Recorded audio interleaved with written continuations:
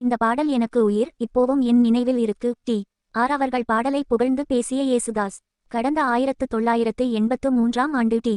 ராஜேந்தர் சாரோட எழுத்து, இயக்கம், இசை மற்றும் தயாரிப்புல வெளியாகி சூப்பர் ஹிட்டான படம்தான் உயிருள்ளவரை. உஷா, டி.ஆர்., சரிதா, நளினி, கவுண்டமணின்னு பல நட்சத்திரங்கள் நடிச்ச இந்த படத்தோட பாடல்கள் எல்லாமே இன்னைக்கும் ரசிகர்கள் மத்தியில ரொம்ப பிரபலம்.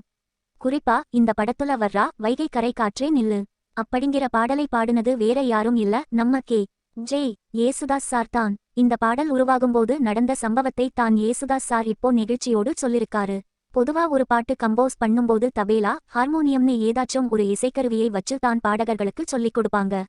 ஆனா நம்ம டி.ஆர். சார் எப்போதுமே தனி ரகம் இல்லையா? யேசுதாஸ் சார் அந்த சம்பவத்தை எப்படி விவரிக்கிறானா, டி.ஆர். எனக்கு அந்த பாட்டை சொல்லிக் கொடுக்கும் போது எந்த ஒரு இசைக்கருவியையும் பயன்படுத்தல. தபேலா கூட இல்லாம அவரோட உடம்புல இருந்தே அந்த இசைக்கான ரிதத்தையும் அசைவையும் கொண்டு வந்தாரு. அப்படியே அவரோட முடியை ஸ்டைலா ஒதுக்கிட்டே ரீங்காரமா பாட்டை சொல்லிக் கொடுத்தாரு. அது மட்டும் இல்லாம எல்லாரும் பாட்டை ஆரம்பிக்கும்போது 1 2 3 அப்படின்னு கவுண்ட் கொடுப்பாங்க. ஆனா டி.ஆர். சார் உடம்பை அசைக்கிறதை பார்த்தே நாமளா 1 2 3ன்னு புரிஞ்சுக்கணுமாம். இதை பார்த்து யேசுதாஸ் சாரே ஆச்சரியப்பட்டு போயிருக்காரு. இந்த பாடல் எனக்கு உயிர், இப்போவும் என் நினைவில் இருக்குன்னு ரொம்ப பெருமையா சொல்லிருக்காரு நம்ம யேசுதாஸ் சார்.